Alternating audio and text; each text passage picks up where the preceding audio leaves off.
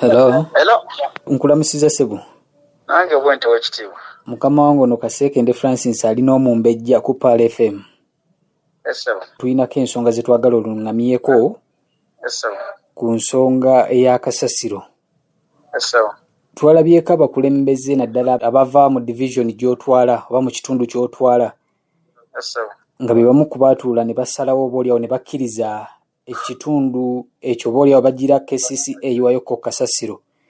Esebo. Naye kye twalabyeko nga abamu ku bakulembeze nga bakulembeddwamu mmeeya kye baagaanye. Omuntu alyagadde oboolyawo omuwuliza Pal FM okumutangalizaako ku mbeera eno oboolyawo ekyabawaliriza mu ate okugira nga mutaddewo ku mbeera eno nga mugubaganyizza KCCA okuyiwayeeko yo kasasiro nga bw'enoonya ebifo eby'enkalakalira. Kusookera ddala njagala okwebaza Pal FM n'Abannayuganda bonna abatuwuliriza. Yesebo. Erinnya Kasozi Hamza, Speaker wa Nansana Municipal Council. Ku lunaku olwokuna twalina council. Yesebo. Naye nga ffenna tumanyi nti mu ggwanga mulimu crisis. Era nga ye crisis eyo eva kasasiro ow'ekiteezi. Nga ffenna okuva Nansana nga tennaba na kufuuka municipality. Kasasiro yenna abadde akuŋŋaanyizibwa gy'abadde atwalibwa. Kituuse ekiseera nga Nansana nga municipality esinga abantu abangi ate era nga kye kitundu ekimu ekyasinze okuvaamu kasasiro. Nga buli ludda lwonna wetutwala kasasiro batugobaganya. Tuwulira baagala mutwala Ddundu batugobayo, tumutwala e Katabi batugobayo, mu kiteezi tukyasobola kubeera nga tumuyiwayo. So ne tutuuka akaseera tugamba nti engeri gye tulina crisis mu ggwanga tukyalina bwetutwala kasasiro nga Nansana municipality. Tuyita ababaka ab'ebitundu ebyenjawulo bakansalazi bajje bateese ku nsonga eyo butya bwe tuvuunuka ensonga eyo yennyini ya kasasiro kuba crisis ya ggwanga byonna. Naye ate nga tulina nga Nansana municipality ettaka eryagulibwa erisukka mu acres 20 nga lyagulibwa Menvu mu kisanja ekikadde we tutaali. Nga naye ekigendererwa kyayo kyali kyakuteekayo kasasiro naye nga si kuyiwayo buyiyi nga bwe babadde bayiwa mu kiteezi. Nga twagala okuteekayo kye bayita recycling plant ng'ejja kuyambako okukuba kasasiro aleme kubeera ng'awera mu bungi nga bwe kibadde mu kiteezi. So bakansala n'owekitiibwa mmeeya kubanga ye yaliwo mu kisanja ekikadde be baagula ettaka eryo. Naye twabadde mu kansa eyawedde twabuuza mmeeya nti nga bannanansana kale tuganye Kampala tugenda kugibudamya. Naye nga bannanansana bo bayiwewa kasasiro.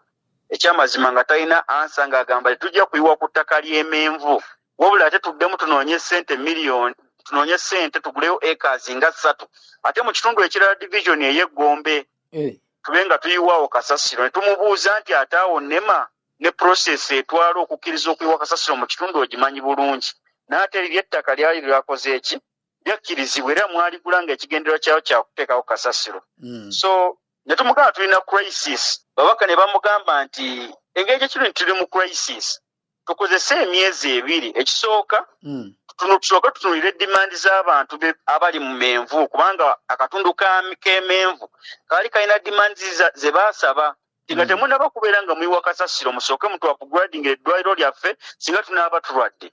Musooke mutuwe amazzi aga pipe agali ku National Water Grid nti tebagenda kuddamu kwesa nzizi zino kubanga kasasiro ebiseera ebisinga ayinza okuba nga atta enzizi ezo ziri mu kitundu ekyo.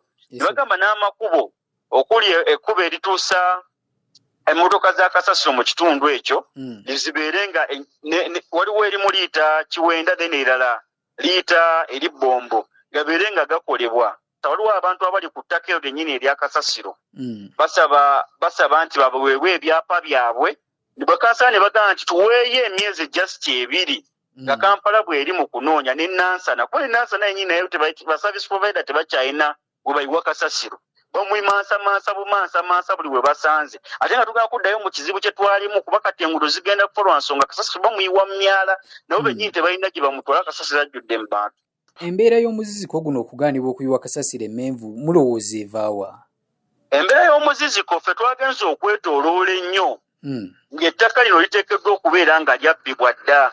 Kuliko acres ezimu ezaatundibwa tezikyakola ki tezikyawera. Era y'ensonga lwaki ow'ekitiibwa mmeeya akulaga nti temugendayo kubanga twali tugambye nti ettaka liddemu lisurveyingibwe tutegeere nti acres ze baagula zeezo. So bintu bingi nnyo ate nga waliwo ne ssente ezimu ze twawuliddeko nti zaasabiddwa ow'ekitiibwa meeya biliyoni 5 Kampala n'egaana okuzimuwa wamu ne gavumenti. So kati fe tulowooza nti bwe tuba nga ekiseera kino tuli mu crisis ng'abakulembeze tuteekeddwa okubeera nga ne nationality mulamu bwaffe okubeera nga tusalawo ebintu nga tebikosa ggwanga wabula nga tusalawo ebintu nga bigenda kuyamba eggwanga lyonna.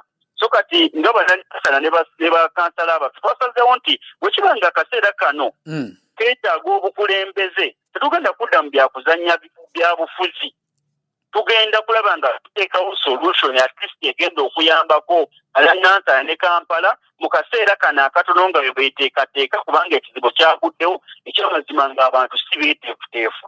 Era bakansala nga tebeetemyemu nga kanso bagambye nti tubawo at least emyezi 2 bakira batyakaawo ne bannanansana bennyini kasasiro okuba kati abajjudde bamwewa buli we basanze. Naye ow'ekitiibwa meeya yasazeewo n'agamba nti nga ye position ye n'executive tebajja kuyiwa ki kasasiro menvu. Waliwo enteekateeka egenda okulondoola ekintu kino oba oliawo okubaako engeri gy'ekiruŋŋamyamu? Obuzibu bwonna nti fenga mu local government tubeera ne councils mukaaga era tutuula oluusi ojja kusanga nti omusaba emergency council muddemu mu pushinga ensonga kali nga gye twatutte no council yawere tuliva kuddamu kutuula luvannyuma lwa myezi 2. So kati tumanyi nti butya kino kino kigenda kubeera nga kipushingibwa naye ffe ng'abakulembeze omulimu gwaffe twagukoze ogw'okubeera nga tusalawo butya wetuyinza okutaasa bannayuganda mu kaseera kano akakati abaga. Mukomye kusalawo nga temutaddewo maanyi gagenda ku ground kutambuza nteekateeka eno olw'ensonga nti bw'ogamba nti entuula zigenda twalako akaseera nga temuddamu kutuula kitegeeza abantu bagenda kugira mu kiseera kino batubidde ne kasasiro.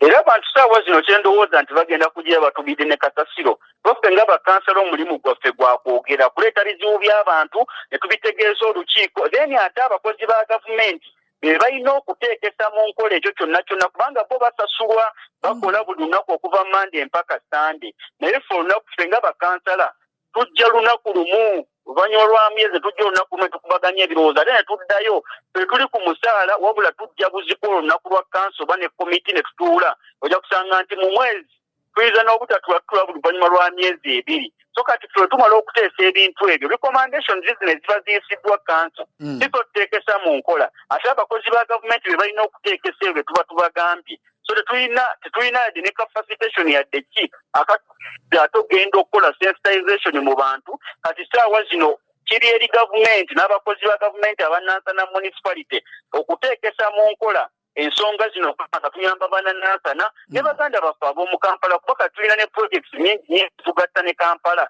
Waliwo kye bayita GKMA Great Kampala Metropolitan bwe batuweeredde okukola kolansi ng'ekintu ekyo kiri Kampala n'ebitundu ebiriraanyeewo. So tunaatunuulira ensonga eno tetugikomyakomya kasasiro ng'ate tubadde tuyambiddwa n'okufuna enguudo ez'enjawulo okuyiwa kolansi okutereeza wagenda okuyiwa kasasiro ne projects nnyingi nnyo ez'okusikiringa abavubuka.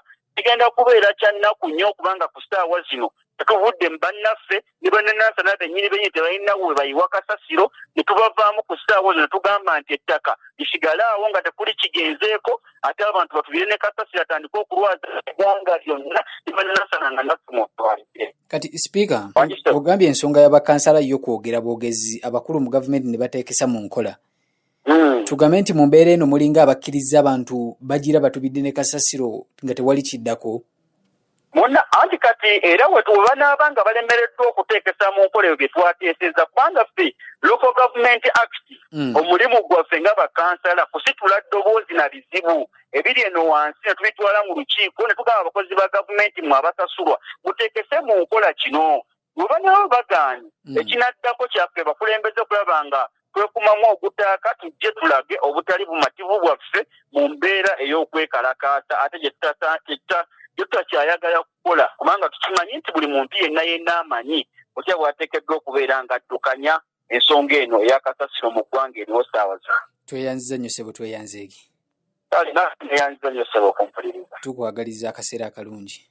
Amiina akuuma akakumira mpeera. Amiina ssebo. Your wake up call. mu programu etuli omukeeze.